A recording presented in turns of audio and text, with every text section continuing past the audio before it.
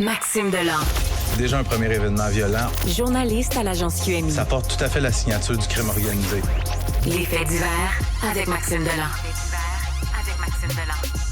Hey, salut Max, bon mercredi à toi. Des ossements d'abord qui ont été retrouvés à cette île, là c'est confirmé, c'est bel et bien ceux d'un père de famille de Québec. Ouais, développement dans l'enquête sur la mystérieuse disparition de Samuel Gauthier, 28 ans, un père de 2 enfants, un gars de Québec. Lui, la dernière fois qu'il a été vu, c'est au mois de décembre. Donc, il est parti de Québec, il s'en allait soi-disant chez des amis sur la Côte-Nord, dans le coin de cette île.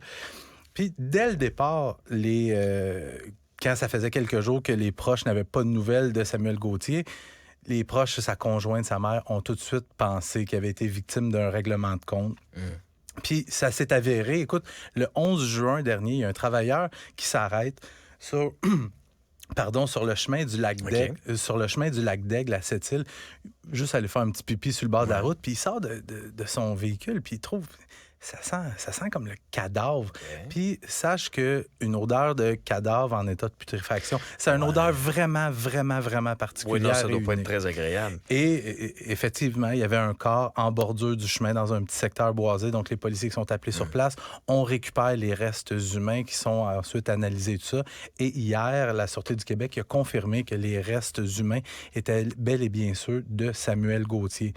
Puis bon, pour la famille, évidemment, c'est un mix d'émotions. On est d'une part soulagé, puis de l'autre côté, on est dévasté parce que c'est confirmé, là, c'est officiel, on a perdu un être cher.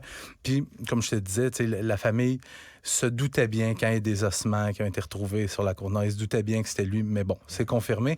Mais là, l'enquête policière qui devrait connaître quand même un nouveau souffle parce que c'est bien dur de trouver ce qui s'est passé quand on n'a pas de corps, on n'a pas de scène de crime. Donc là, on peut faire des analyses, des expertises. Exactement. Qui vont peut-être aussi donner des pistes de solutions, là, à savoir qu'est-ce qui lui est arrivé à ce gars-là. On va sans doute savoir la cause de la mort. On va pouvoir analyser ses vêtements. Est-ce qu'il y a d'autres éléments de preuve qui ont été trouvés à l'endroit où le corps a été découvert? Est-ce que ces éléments de preuve-là pourraient nous amener vers un suspect? Parce que Québec, cette île, c'est pas à porte. Parce que c'est une bonne règle. Oui, c'est ça, là. Puisque la famille, il y avait une entrevue, le Journal de Québec a fait une entrevue avec la mère de Samuel Gauthier hier. Selon ce que l'enquêteur a dit à la mère, ça a l'air que l'enquête progresse très bien. Okay. Donc, il y a des gens qui vont être rencontrés, il y a des réponses qui vont être données sous peu. Oui, souhaitons-le, en tout cas, pour sa famille. Tu nous racontes l'histoire d'une femme de 86 ans qui permet d'arrêter 2 fraudeurs. C'est quand même particulier, cette histoire-là, parce que je te parle de la fraude grands-parents. Oui. La fraude grands-parents, je sais qu'on en parle souvent, puis c'est pas nécessairement un sujet super sexy, mais ça fait des ravages. Je te dirais, la fraude grands-parents et la fraude, l'arnaque amoureuse qu'on appelle, c'est probablement les 2 types de fraudes les plus populaires et prisés par les arnaqueurs. Ça se passe hier dans le secteur d'Actonville, en Montérégie. Donc, il y a une femme de 86 ans, elle se fait appeler par un homme qui prétend être avocat. Donc, il lui dit, Madame, votre petit-fils a été impliqué dans un accident de la route lors duquel il a été blessé, mais il a aussi blessé une femme enceinte. Et là, on craint pour la vie du petit bébé dans le ventre de la femme. Là, pour libérer votre petit-fils, ça nous prend 6 250 en coupure de 100 $. Ah oui, des cautions. Des cautions payées cash. Payées cash, OK. Mais c'est ça. Tu sais, les fraudeurs, ils vont cibler des gens vulnérables, puis ils vont s'attaquer à ce qui leur est le plus cher. Tu sais, la madame en question, elle veut pas de mal à son petit-fils. Fait qu'on lui donne des consignes bien précises. On lui dit, là, vous allez aller retirer ça, ça nous prend des coupures de 100 $. Vous allez nous mettre ça dans une enveloppe scellée, bien identifiée. La madame de 86 ans, elle, première chose qu'elle fait, oui, je m'en vais à la caisse. Donc, elle se rend à la caisse populaire, pas loin de chez elle, pour aller faire un retrait. Et quand elle arrive au comptoir, elle demande à la commis, elle dit, je veux faire mon retrait. Et là, la commis a quand même été wise. Elle dit, madame, c'est quand même un montant assez important. C'est ça. Je peux vous demander c'est pourquoi? Puis là, la madame, tout de suite, elle se braque, puis elle dit, non, je peux pas le dire. Et là, la commis lui dit... Madame, j'ai l'impression que vous êtes peut-être victime d'une fraude, je pourrais pas vous donner l'argent. Donc là, la grand-mère, elle retourne chez elle, elle appelle sa fille se rend chez elle, et là, on appelle la police parce que sa fille lui dit « Maman, t'es victime d'une fraude. » Les policiers arrivent à la maison. Au moment où les policiers sont présents, les fraudeurs appellent. Ah, tiens. Et là, la grand-mère, super bonne comédienne. Elle joue le jeu. Oui. Puis là, elle dit oui, je suis allé récupérer l'argent, je vous attends et tout ça. Et le fraudeur, au bout du fil, qui se fait toujours passer pour l'avocat, dit parfait, il y a quelqu'un qui va se présenter en personne à 14h30 chez vous pour aller récupérer l'enveloppe. Parce que c'est bien connu que notre système de justice se présente en personne à la maison pour aller récupérer des cautions. Là, je te suis. C'est ça. Fait que là, il y a des policiers sur place, puis la madame, elle est une très bonne comédienne, elle joue le jeu, puis il faut qu'elle aille à l'extérieur, attendre la personne qui va venir récupérer l'enveloppe.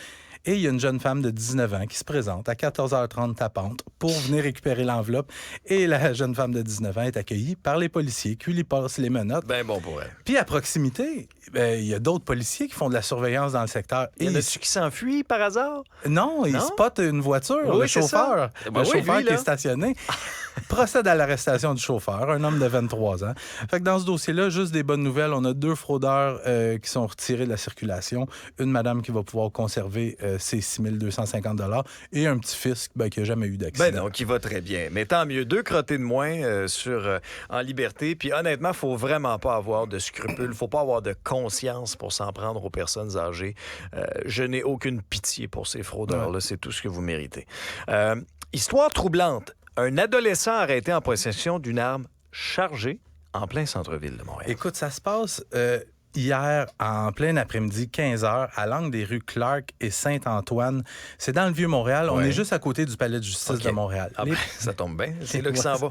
Mais les policiers qui sont appelés là parce que, une histoire de voie de fait, c'est somme toute banal. Quelqu'un qui aurait probablement tapé sur quelqu'un d'autre. Les policiers se présentent là.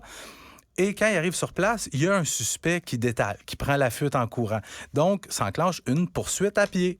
Les policiers qui courent après le jeune. Puis, écoute, ça s'étend quand même sur à peu près 1 kilomètre. Et finalement, on réussit à attraper le jeune homme et on utilise le pistolet à impulsion électrique pour le maîtriser, lui passer les menottes. Il faut que tu comprennes qu'à ce moment-là, il y a plein de gens, on est en plein centre-ville de Montréal, il y a plein de gens qui ont le téléphone en main puis qui filment parce que tout de suite, on est vite sur la brutalité policière et tout ça.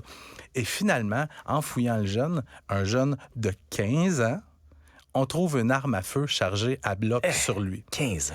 Moi, j'ai une petite question pour toi, Alexandre. Oui, à 15 ans, qu'est-ce que tu faisais? Sais-tu ce que je faisais, moi, à 15 ans? Je faisais du sport. Exact. Je faisais du ski alpin de compétition. J'avais des entraînements. C'était bien structuré. La fin de semaine, on avait des compétitions. J'avais l'appui de mes parents également, l'implication. J'étais focus. J'avais pas de temps de faire des niaiseries. Exactement. Puis moi, à 15 ans, j'étais camelot pour la presse. Puis le soir... Regarde où ça t'a mené, là. C'est ça. En même temps, le soir, j'écoutais la télésérie, le téléroman Virginie avec Maman Delan. Mais ceci étant dit, quand t'es un ado, t'as 15 ans, premièrement, où tu trouves ton argent pour t'acheter un gun? Ah ouais. Qui tu fréquentes pour avoir accès à des armes à feu? Qu'est-ce que tu fais à 15 ans avec une arme à feu chargée en plein centre-ville de Montréal? Fait que, en tout cas, le jeune a été arrêté, devrait comparaître en chambre de la jeunesse sous diverses accusations, notamment possession d'armes. Mais tu sais, en chambre de la jeunesse, tu le sais, hein? Tu te tapes ses doigts, tu vas retourner dans la rue, puis on saura jamais. Quand on va taper son nom dans Google, on saura jamais qu'il est arrêté en plein centre-ville avec une arme. Souhaitons en tout cas que ce jeune homme se replace puis retrouve le droit chemin, parce qu'il y en a qui réussissent. Il y en a, malheureusement, qu'on entend parler dans tes chroniques 3 ans après, quand ils deviennent majeurs. Mais ça peut aussi très mal tourner puis qu'ils continuent dans la gamique. Exactement. Un gros merci, Max. On fait ça demain pour la dernière de la semaine. Salut.